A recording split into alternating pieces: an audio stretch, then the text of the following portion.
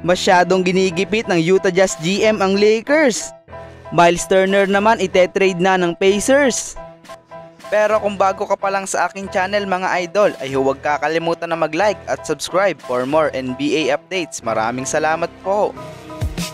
Para sa ating unang balita mga idol ay patungkol dito sa Lakers. Matagal na nga pong gustong makuha ng Los Angeles Lakers ang batang sentro ng Utah Jazz na si Walker Kessler sa trade, bago pa ang naging interview ni Anthony Davis kay Shams Charania, na kung saan sinabi niya dito na gusto niyang bumalik sa pagiging power forward.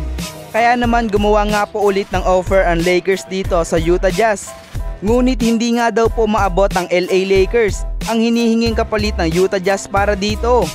Malamang sa malamang nga po mga idol, ang gustong maging kapalit ng Utah Jazz GM na si Danny Ainge ay madaming draft picks. At sigurado nga po ako mga idol na gusto din nilang makuha si Dalton Knecht sa trade. Dahil si Knecht nga po sana ang kukunin ng Jazz noon sa draft bilang kanilang pang number 10 pick.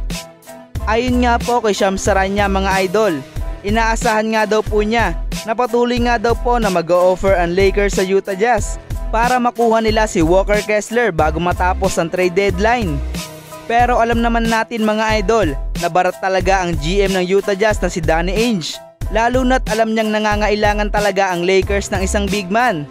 Bagay na bagay nga po kasi talaga si Walker Kessler sa Lakers dahil nag-a-average nga po ito ngayong season ng 11 points, 11 rebound at 2.4 blocks per game on very high 75% shooting sa field.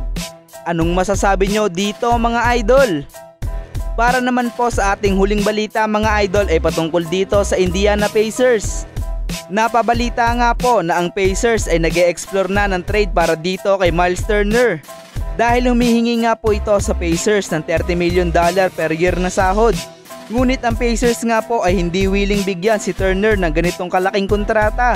At kung ayaw na talaga ng Pacers na bigyan ng contract extension si Miles Turner, ay po pwede nga pong pumasok sa usapan na ito ang Lakers. Dahil agresibo na nga po talaga silang kumuha ng isang big man na maipapartner dito kay Anthony Davis. Kakasabi ko nga lang po na madaming beses na nag-offer ang Lakers sa Utah Jazz. Pero kahit isa nga po ay wala silang tinanggap dito. Kaya naman kung ayaw talaga ng Jazz ay po pwede na nga pong itarget ng Lakers si Turner sa trade. Dahil hindi nga po papayag ang Pacers, naaalis na lang ito sa kanila na wala man lang nagiging kapalit. Nasa huling taon na po kasi ito ng kanyang kontrata at magiging free agent na next off-season. Ang magiging offer nga po ng Lakers dito ay sina Rui Hachimura, Christian Wood, isang first round pick at isang second round pick.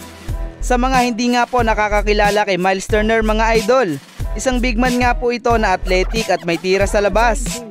Dahil nag-a-average nga po ito ngayong season ng 15 points, 7 rebound at 2 blocks per game, while shooting 39% sa 3-point area. Kayo ba, anong masasabi nyo dito mga idol?